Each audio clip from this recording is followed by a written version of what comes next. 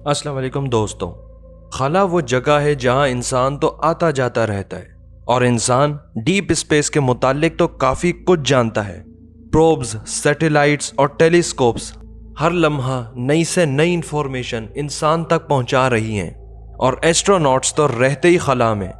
लेकिन इस ज़मीन का समंदर अपनी गहराइयों में एक ऐसी दुनिया समेटे हुए जहां माहिरीन दावा करते हैं कि वहां जाना और ठहरना खला में जाने से कहीं ज़्यादा मुश्किल है, बल्कि यूं कहते हैं कि मुश्किल ही नहीं नामुमकिन है। और यही वजह है कि आज तक सिर्फ 3 लोग ही समंदर की सबसे गहरी वादी में जा पाए, जो 11,000 मीटर्स गहरी है। इंसान समंदर के बारे में 5% भी नहीं जानता कि यह आखिर कितना गहरा है, इसकी गहराइयों में कौन कौन सी मखलूकात रहती हैं, वहां क्या क्या राज छुपे हैं। समंदर की गहराइयों में जाने वाले उन 3 लोगों ने वहां क्या महसूस किया, वहां दुनिया किस कदर मुख्तलिफ थी और उन्होंने वहां क्या कुछ देखा, यही सब बताने वाला हूं आज की वीडियो में। 1875 वो साल है जिसमें HMS चैलेंजर नामी ब्रिटिश वेसल को ये जानने के लिए रिसर्च एक्सपेडिशन पर भेजा गया था कि समंदर कितना गहरा है। उनका समंदर की गहराई जानने का तरीका काफी सिंपल था। वो पैसिफिक ओशन के अलग अलग इलाकों में रस्सी पर वेट बांधकर समंदर में डुबा दिया करते थे।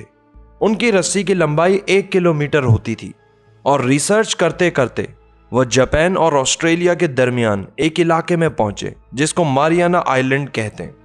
वहां उनके साथ कुछ अजीब हुआ। वो यही मेजरमेंट का रूटीन काम कर रहे थे कि तब उन्होंने देखा कि उनकी 1 किलोमीटर लंबी रस्सी समंदर के अंदर डूब गई है, लेकिन अभी तक वो समंदर की सतह से नहीं टकराई। उस वेसल के क्रू ने उस रस्सी में उतनी ही लंबी एक और रस्सी ऐड कर दी, लेकिन हैरत अंगेज तौर पर वो रस्सी भी समंदर में डूब गई, लेकिन जमीन अभी तक महसूस नहीं हो रही थी। ऐसा लग रहा था कि जैसे समंदर की सतह ही गायब हो गई हो। वो रस्सी पर रस्सी बांधकर गहराई में उतारते गए ताकि असल गहराई का पता लगाया जा सके। इतनी सारी रस्सियां ऐड करने के बाद भी समंदर की सतह अभी भी महसूस नहीं हो रही थी, लेकिन क्रू ने भी हार नहीं मानी और रस्सी पर रस्सी बांधकर नीचे उतारते गए और बिल आखिर वो सतह पर पहुंच ही गए। मालूम है कितनी रस्सियां लग गई समंदर की जमीन तक पहुंचने में? पूरी 11 रस्सियां, जिसका मतलब यह था कि उस इलाके में समंदर की गहराई 11 किलोमीटर्स थी, यानी 11,000 मीटर्स। आपको अंदाजा है कि यह कितनी गहराई है? अगर दुनिया के सबसे बड़े पहाड़ माउंट एवरेस्ट को उस इलाके में उल्टा करके डाल दिया जाए तो वो सी लेवल से भी 2 किलोमीटर नीचे होगा।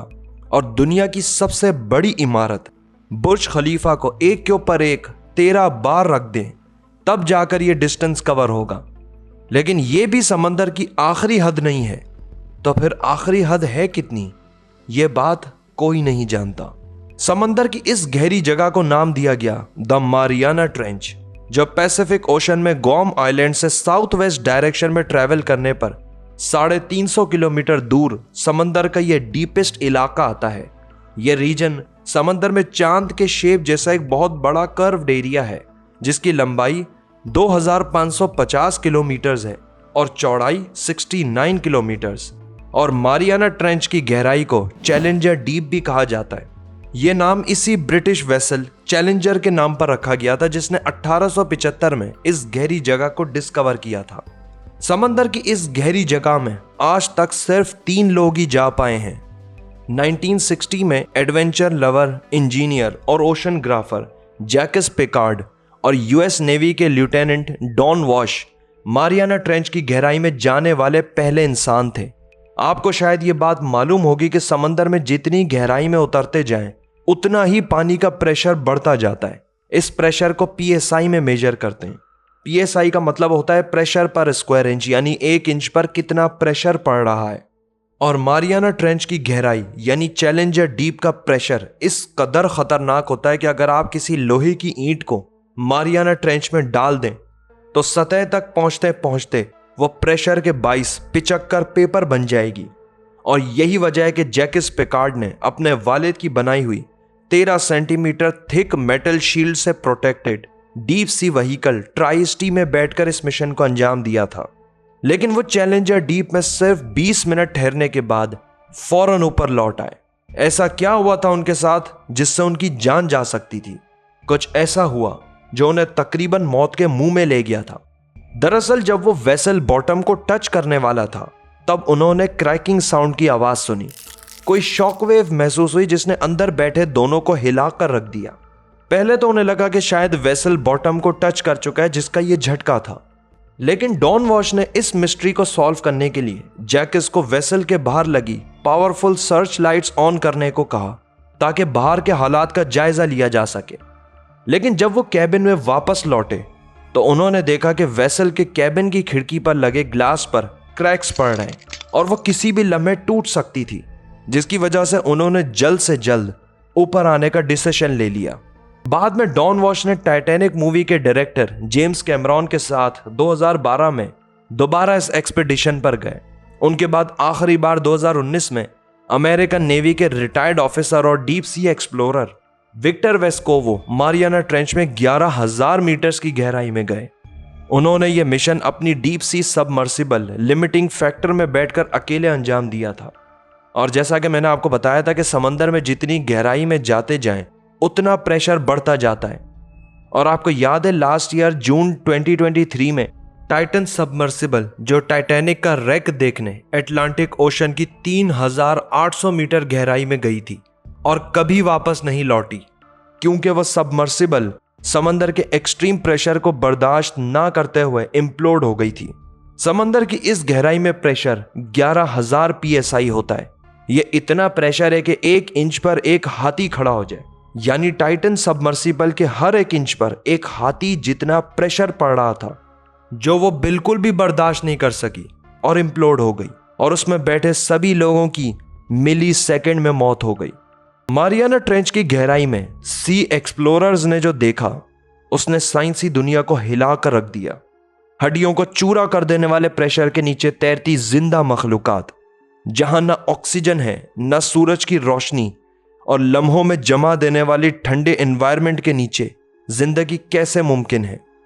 یہ تینوں ڈیپ سی ایکسپلوررز انہیں عام سی مچھلیاں نہیں بلکہ ایلینز سمجھتے ہیں۔ سمندر کی سب سے بڑی مچھلی بلو ویل کی بھی میکسیمم ڈائیو لمٹ 500 میٹرز ہے، یعنی بلو ویل اس سے زیادہ گہرائی میں نہیں جاتی کیونکہ وہ اس سے زیادہ گہرائی کا پریشر برداشت نہیں کر سکتی۔ اب میں آپ کو بتاتا ہوں کہ ماریانا ٹرینچ میں کیسی کیسی عجیب و غریب، خوفناک اور طاقتور مخلوقات رہتی ہیں۔ دا گوبلن شارک، جو 12 فیٹ تک لمبی ہوتی ہے۔ اس کی ناک کو ہی دیکھ لیں جو کافی لمبی اور چپٹی ہے، اور اس کے جبڑوں کے بیچ میں تیز دھار دانت ہوتے ہیں جو اس کی خوفناکی میں مزید اضافہ کر دیتے ہیں۔ یہ اپنے تیز دھار دانتوں سے شکار کو لمحوں میں جھکڑ لیتی ہے۔ اس کی سپیڈ 10 فیٹ پر سیکنڈ ہوتی ہے۔ یہ اتنی ہی سپیڈ ہے کہ اس کا اپنے شکار کو جھکڑنا صرف سلو موشن میں ہی دیکھا جا سکتا ہے۔ اس کے بعد ہے مڈ نائٹ زون میں رہنے والی ایک اور خوفناک مخلوق، بلیک سی ڈیول اینگلر فش۔ یہ گہرے سمندر کی سب سے آئیکونک مخلوق ہے۔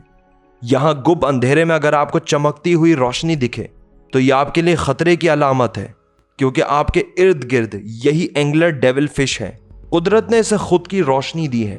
اس کے منہ کے آگے ایک ٹارچ لائٹ ہے جو اسے گب اندھیرے میں راستہ دکھاتی ہے۔ اس کے جسم میں بایولومینس بیکٹیریاز پائے جاتے ہیں جو اس کے جسم کے مختلف حصوں پر روشنی پیدا کرتے ہیں۔